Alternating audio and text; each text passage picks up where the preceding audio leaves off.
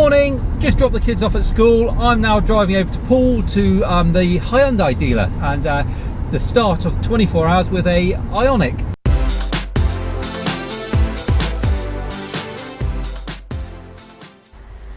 Right, so here it is. Before I get going, and obviously I'll talk you through it properly, I just wanted to do a side-by-side comparison with the Leaf. So here we go.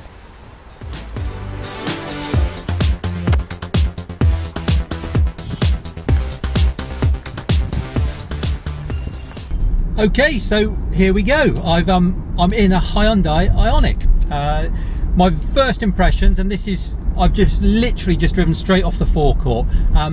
First impressions are, it feels like a very nice car. In many respects, this feels a lot more modern than the Leaf.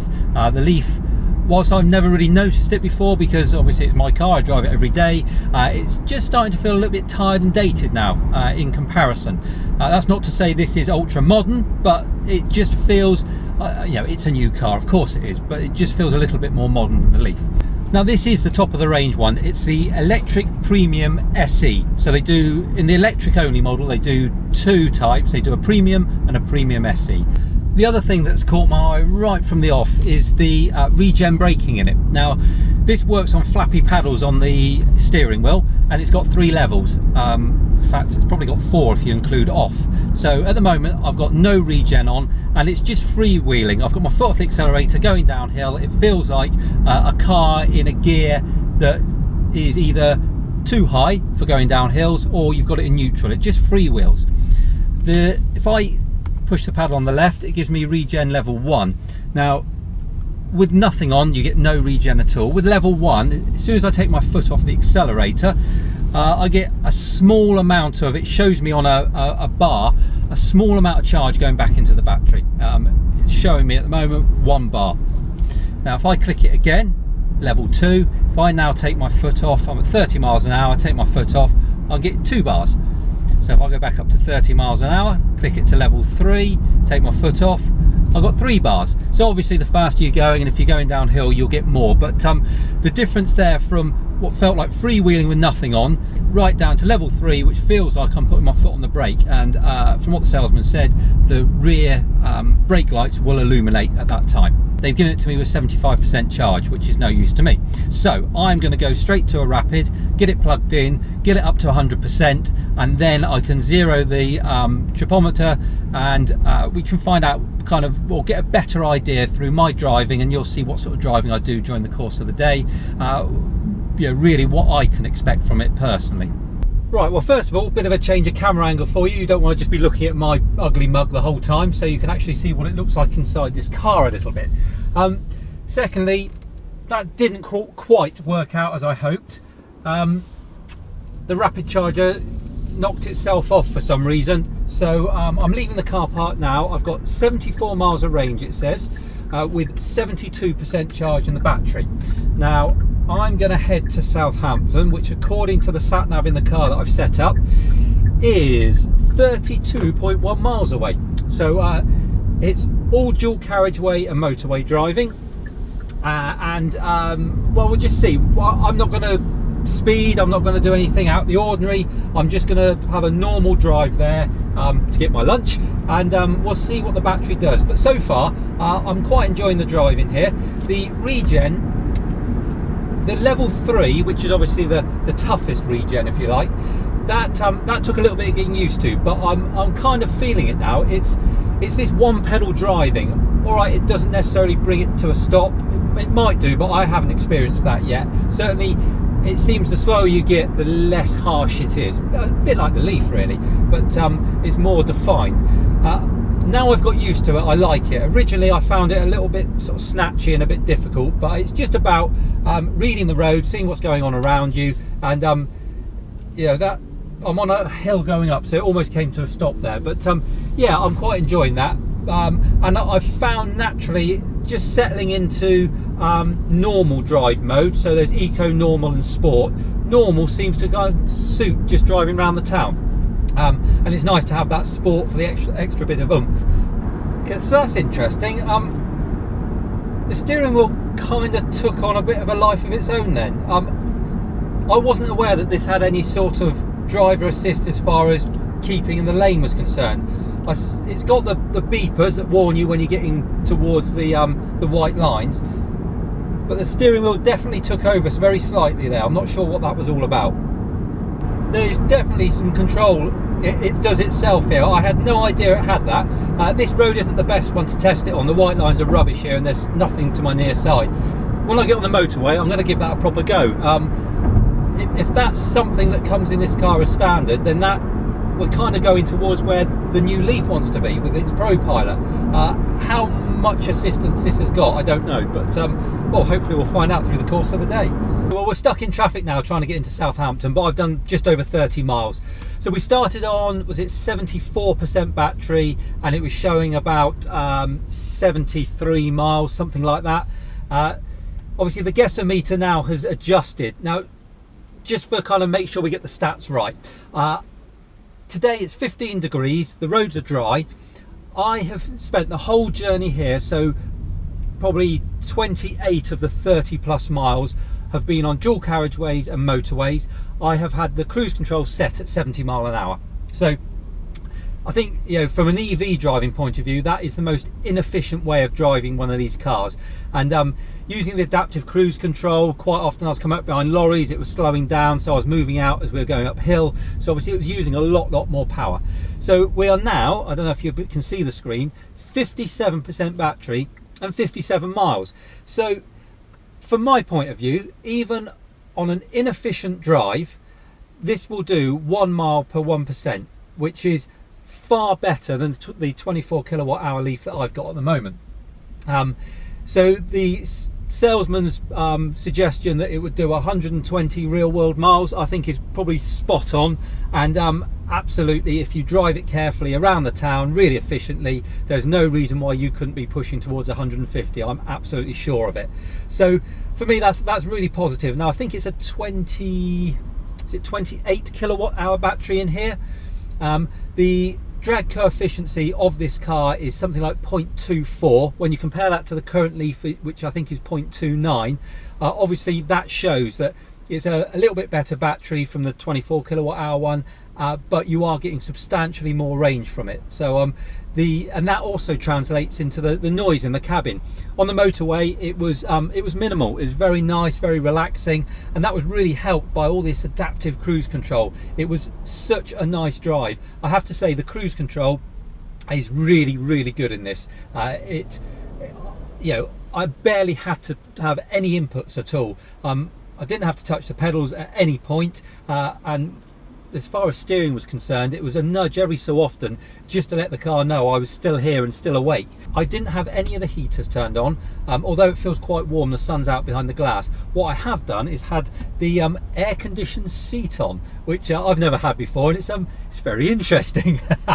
But it seems to work. It's really nice. It's kept me nice and cool. It's a pleasant experience, and you know, that's obviously going to be more efficient than having all the aircon running in the car, and I haven't needed any more. As I say, it's a warm day behind the glass. It's served its purpose well.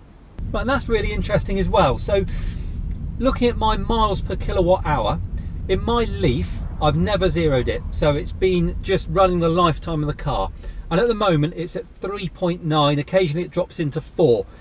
In here on that motorway run, which as I say was pretty inefficient as far as EV driving is concerned, it's showing me an average, which I zeroed when I picked the car up, of 5.2 miles per kilowatt hour. I mean, that's incredible. It'll be interesting to see over the 24 hours if that remains up around that level, because if it does, that just shows you how efficient this car is. It seems like this car has no mobile connection in it. So where the Leaf does all its updates over the air, and it can find nearby charge stations, etc.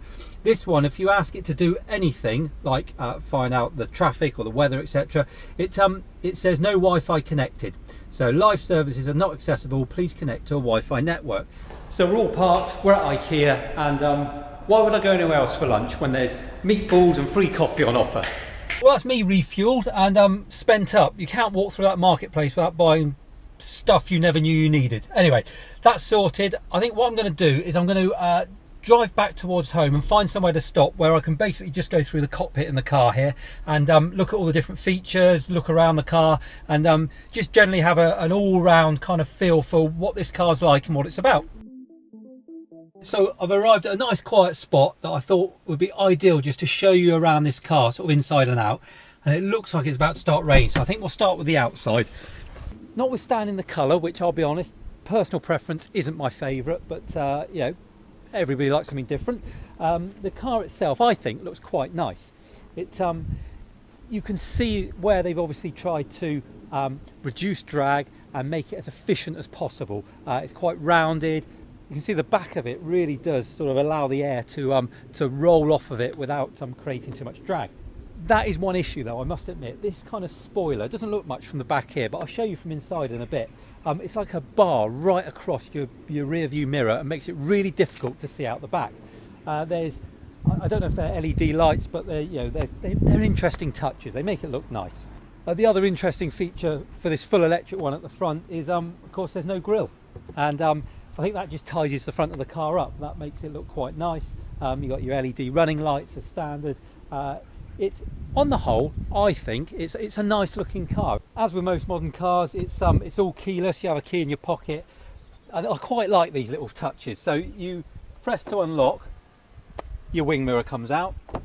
When you get into the car, I think I mentioned it before, it remembers your seating position. So as soon as I shut the door,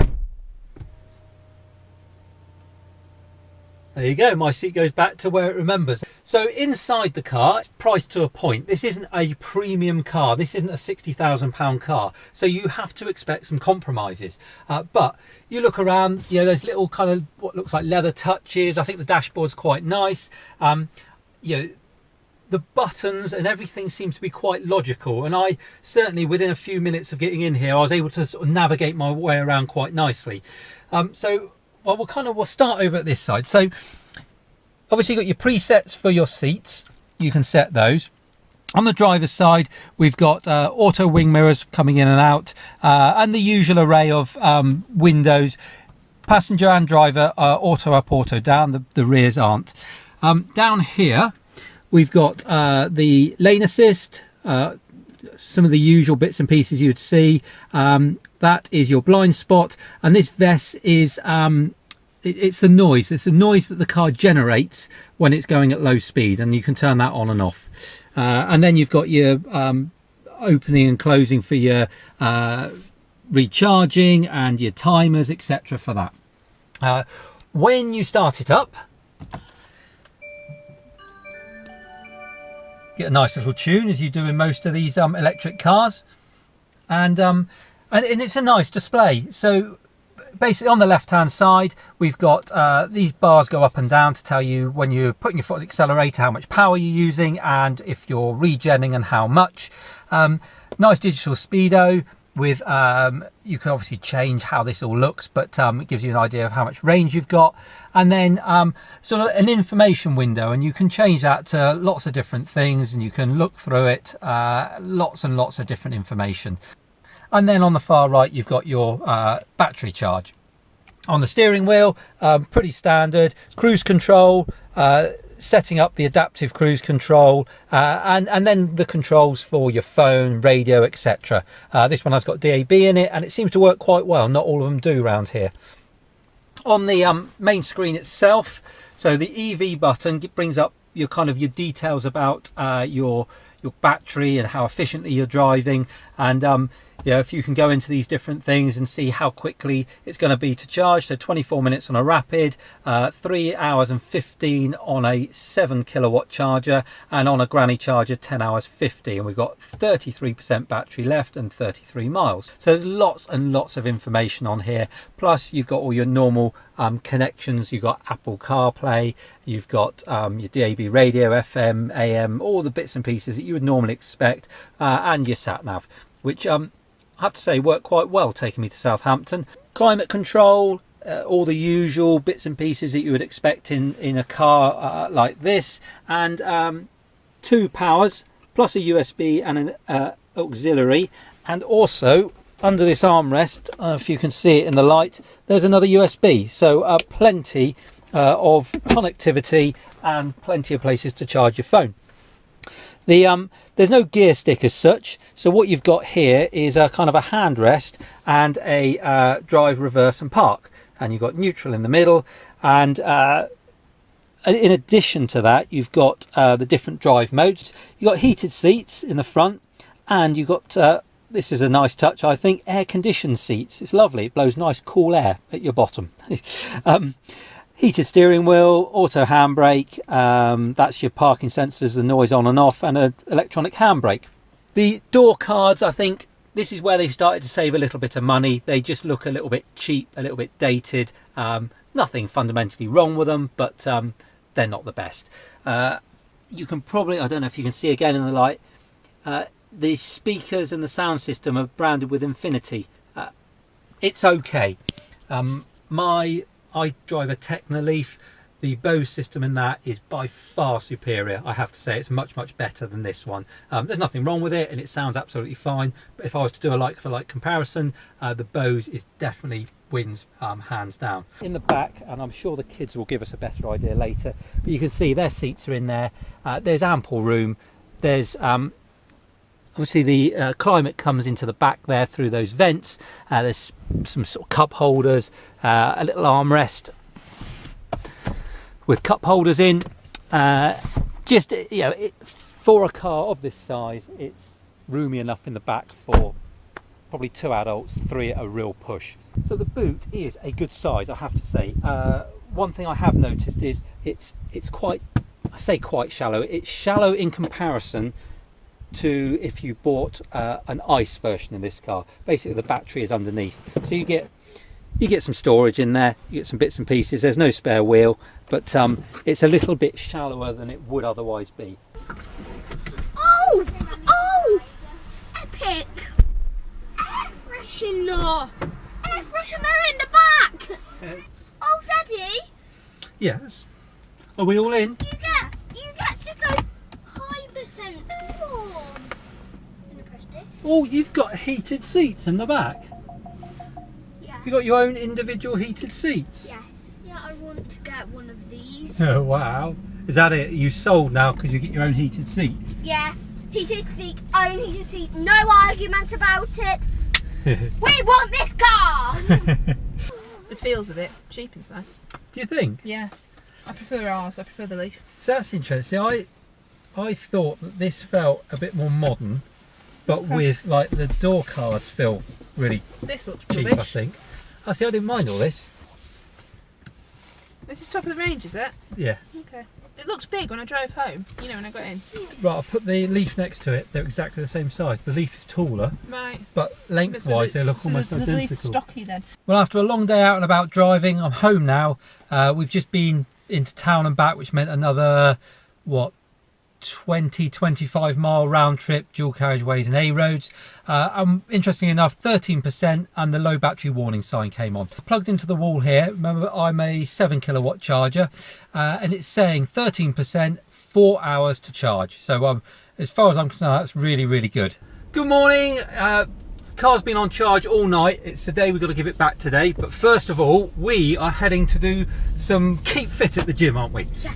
Right, so charge overnight, just having a look, we are up to, well, I set off 119 miles, so that's at 100% battery. So based on my driving from yesterday, and certainly the latter part of yesterday, which is pretty normal for my everyday driving, I can expect this car to do 120 miles as a normal everyday driving experience with the battery at 100%. Well, there we go. I'm home now. I'm back in my own Leaf, and I have to say it's really nice to be back in here. So kind of good and bad points. I'll start with the bad points because there's not many, I'll be honest. One of the big things I noticed was that spoiler at the back that obviously helps with airflow. It just puts a massive blind spot in your rear view mirror, and when it rains, it kind of, you can't see anything out the back, so that's one negative. The other is the charge port. I like on this Leaf the way that the cover just flips open and closed on the charger itself. On there it was like a pull-out plug. It ended up hanging down. It looked like there was a place to put it, but it was all a bit fiddly, and ultimately it was just banging against the paintwork. Didn't like that. And the final thing that I wasn't overly keen on was the fact that it doesn't have like connectivity and an app that goes with it. You need to hotspot your phone in order to get the connection with the infotainment system in the car, and there is no app to kind of remotely turn on the heating or check the charging or anything like that. So they were kind of my negative things. On the positive, I have to say it is definitely a step forward from the Leaf as an all-round package. It drove really nicely. It was very quiet, very smooth, as you would expect. The efficiency and the mileage you get from that battery, I think, were very, very good. Now, I know I had the top of the range one, but the gadgets and the additional features that it had in it were far superior to this Leaf. The adaptive cruise control, the lane assist, lovely features that I would really like in a car. And you know, certainly going forward, whether I opt for the Ioniq or wait for the new Leaf, that's definitely features that I will be looking to make sure I have in the car, because it just makes the drive so much more relaxing. Now, if I didn't have an EV and I was in the market for my first EV, which one would I choose? I would definitely choose the Ioniq. It definitely stands head and shoulders above the current Leaf, as in the 2017 Leaf. In conclusion, a lovely car, definitely a car worth looking at if you're in the market for an EV. And I would suggest, if you don't already own an EV and you want this to be your first experience, then this is definitely the car to start with. I've thoroughly enjoyed the last 24 hours with the Ioniq. It's a shame it didn't work out for me personally, but hopefully it's given you a bit of an insight whether that might work for you or not. And you know, as I said, I will probably mention a bit more about it and a bit more about the kind of the costs and you know, things that are prevalent to today on my next few vlogs. If you haven't seen those before, then if you subscribe to the channel, you'll keep up to date with them. And if you've enjoyed this video, please remember to like and share it. And for now, thanks ever so much for watching. I'll see you soon. Take care.